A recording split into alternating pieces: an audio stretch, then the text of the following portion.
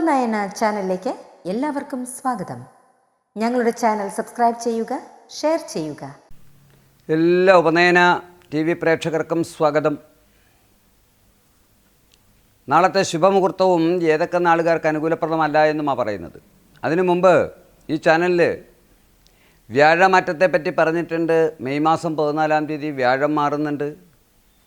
ആ വ്യാഴം മാറുമ്പോൾ ഓരോ നാളുകാർക്ക് എപ്രകാരമാണ് ഫലങ്ങൾ അനുകൂലമാകുക എന്ന് പറഞ്ഞിട്ടുണ്ട്. കാര്യം ബുധൻ്റെ സ്വക്ഷേത്രമായിരിക്കുന്ന മിഥുനം രാശിയിലേക്കും അത് കഴിഞ്ഞിട്ട് ചന്ദ്രൻ്റെ സ്വക്ഷേത്രവും വ്യാഴത്തിൻ്റെ ഉച്ചരാശിയും ചൊവ്വയുടെ നീചരാശിയുമായിരിക്കുന്ന കർക്കിടകം രാശിയിലേക്കുമാണ് വ്യാഴം മാറപ്പെടുന്നത്.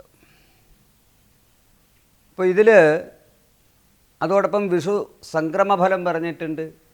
ഓരോ ഗ്രഹമാറ്റത്തിനനുസരിച്ച് അതിൻ്റേതായ ഫലങ്ങൾ പറഞ്ഞിട്ടുണ്ട്. പിന്നെ ഒരുപാട് പേരുടെ പരിഹാരം നടക്കുന്നു. നമ്മൾ വേണ്ട രീതിയിൽ പരിഹാരം ചെയ്യുന്നത് കൊണ്ട് 101% ഫലം സിദ്ധിക്കാറുണ്ട്. കാര്യം തറവാട്ടിൽ തന്നെ മേൽക്കാവ്, കീഴ്ക്കാവ്, തേവാരമൂർത്തികൾ, പിന്നെ ഞങ്ങൾക്ക് ഓതിക്കോൺ സ്ഥാനം വരെ ഉണ്ടായിരുന്നു. പിന്നെ ഒരാളെന്നോട് ചോദിച്ചു, തിരുമേനി നിങ്ങൾക്ക് കാരാഴ്മ അവകാശം ഉണ്ടായിരുന്നു. തിരുവല്ല ശ്രീവല്ലഭസ്വാമി ക്ഷേത്രത്തിൽ കാരാഴ്മ അവകാശം ഉണ്ടായിരുന്നു. പിന്നെ പോവാൻ ആരുമില്ല ഇന്നത്തെ കാലഘട്ടത്തിൽ. അങ്ങനെയുണ്ട്. ഇനി 5/5/2025 സോമവാരമാണ്, തിങ്കളാഴ്ച. 1200-ാം ആണ്ട് മേടമാസം 22-ാം തീയതി ആയില്യം നക്ഷത്രമാണ്.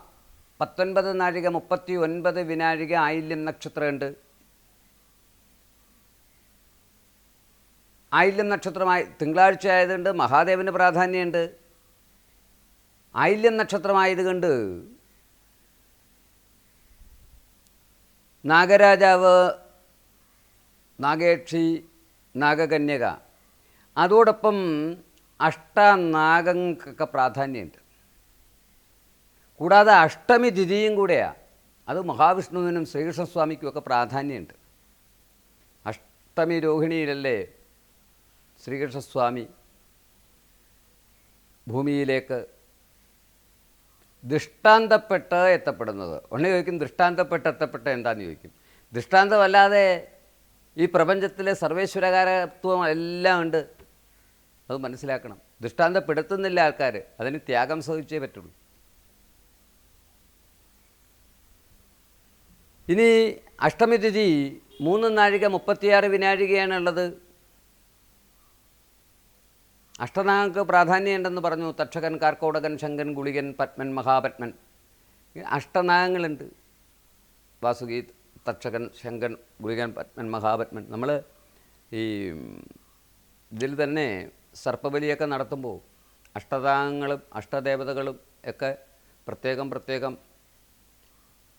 ആദ്യത്തെ 8 കളം, അത് കഴിഞ്ഞിട്ടുള്ള 8 കളം, പിന്നെ നടുക്ക് മഹാദേവ്, ഇങ്ങനെ പൂജിച്ച് ആണ് നൂറും പാലും ഒക്കെ നടത്തി ഒക്കെയാണ് ചെയ്യുന്നത്.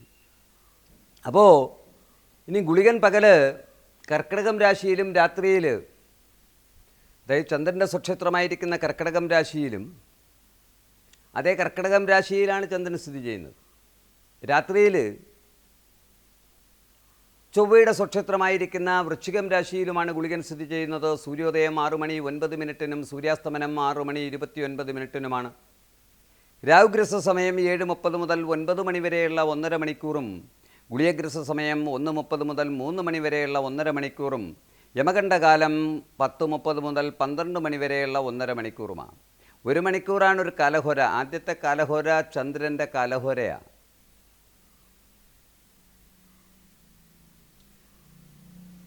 അർക്ക, ശുക്ര, ബുധശ്ചന്ദ്ര. അത് കഴിഞ്ഞാൽ 1 മണിക്കൂർ ശനിയുടെ കാലഹോര. അത് കഴിഞ്ഞാൽ 1 മണിക്കൂർ വ്യാഴത്തിൻ്റെ കാലഹോരയാണ്. സൂര്യോദയം 6:09 സൂര്യാസ്തമനം 6:29. അപ്പോൾ 7:09 വരെ ചന്ദ്രൻ്റെ കാലഹോര, 8:09 വരെ ശനിയുടെ കാലഹോര.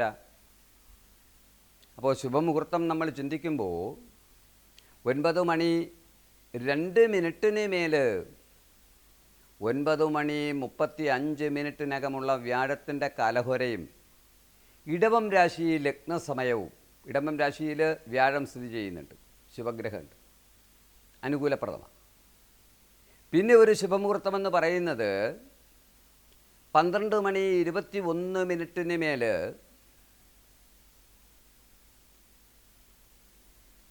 12:43 അഭിജിത്ത് മുഹൂർത്തം. എല്ലാ ദിവസവും ഉദിക്കുകയും അസ്തമിക്കുകയും ചെയ്യുന്ന നക്ഷത്രമാണ് അഭിജിത്ത്. ആ അഭിജിത്ത് മുഹൂർത്തം അനുകൂലപ്രദമാണ്.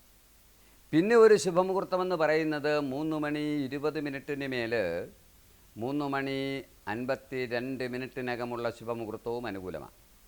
ഇനി ഏതൊക്കെ നാളുകാർക്ക് അനുകൂലപ്രദമല്ല എന്ന് ചോദിച്ചാൽ, കർക്കിടകക്കൂറിലെ പുണർദം പൂയം ആയില്യം, വൃശ്ചികക്കൂറിലെ വിശാഖം അനിഴം തൃക്കേട്ട, തിരുവോണം, മൂലം, ചതയം, രേവതി, കാർത്തിക, മകയിരം, തിരുവാതിര. ഈ നാളുകാർക്കൊക്കെ കാര്യതടസ്സങ്ങൾ, വരവിനേക്കാൾ കൂടുതൽ ചെലവ്, മനസ്സംഘർഷങ്ങൾ, അഭിപ്രായ വ്യത്യാസങ്ങൾ, നിസ്സാര കാര്യങ്ങൾക്ക് കലഹങ്ങൾ, കയ്യിലെത്തി പലതും നഷ്ടപ്പെടുന്ന സാഹചര്യങ്ങൾ, അങ്ങനെ പല അലസതകൾ, ഇപ്രകാരം പല രീതിയിലുള്ള വൈഷമ്യങ്ങൾ പറയുന്നു.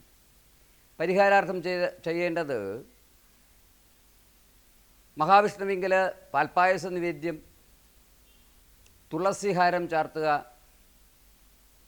ഭാഗ്യസൂക്തം കണ്ട് പുഷ്പാഞ്ജലി ചെയ്യുക, മഹാദേവന് പാലഭിഷേകം നടത്തുക, ബില്വപത്രം കണ്ട്, കൂവളത്തല കണ്ട്, ശ്രീരുദ്ര മന്ത്രം ജപിച്ചോ, പഞ്ചാക്ഷരി മന്ത്രമായ ഓം നമഃശിവായ ജപിച്ചോ പുഷ്പാഞ്ജലി ചെയ്യുക, വെള്ളച്ചോറ് നിവേദ്യം നടത്തുക. അതോടൊപ്പം തന്നെ രുദ്രപഞ്ചാക്ഷരി മന്ത്രം ജപിക്കുക, മഹാഗണപതിക്ക് നിവേദ്യം പുഷ്പാഞ്ജലി ഒക്കെ നടത്തുക. ക്രിസ്ത്യൻ സഹോദരങ്ങളാണെങ്കിൽ 34, 35 ഇത്യാദി സങ്കീർത്തനങ്ങൾ ചൊല്ലിയ ശേഷം മാതാവിൻ്റെ പള്ളിയിൽ ഒരു മെഴുകുതിരി കത്തിക്കുക. മുസ്ലിം സഹോദരങ്ങളാണെങ്കിൽ ലുഹർ, അസർ, മഹരിബ്, ഇശാ, സുബഹി 5 നിസ്കാരവേളയിലും ഖുറാനിൽ, മുസാഹിഫിൽ, സൂറത്തിൽ, അൽ ബഖറയിൽ ലാ ഇലാഹ എന്നുള്ള ആയത്തുൽ കുർസി ഓതിയ ശേഷം മഹരിബിൻ്റെ സമയത്ത് ഖുറാനിലെ ആദ്യത്തെ അധ്യായമായ ഫാത്തിഹ ഓതുന്നതും അനുകൂലപ്രദമാണ്. ആകയാൽ ഇല്ലപ്പറമ്പിലെ തേവാരമൂർത്തികൾ, മേൽക്കാവിലമ്മ, കീഴ്ക്കാവിലമ്മ ഒക്കെ അനുഗ്രഹിക്കുമാറാകട്ടെ എന്ന് പ്രാർത്ഥിച്ചുകൊണ്ട് പുതിയ ഓരോ കാര്യങ്ങളുമായിട്ട് കണ്ടുമുട്ടാം. നിർത്തട്ടെ. നന്ദി, നമസ്കാരം. ഇതാ പറയാനുള്ളത്.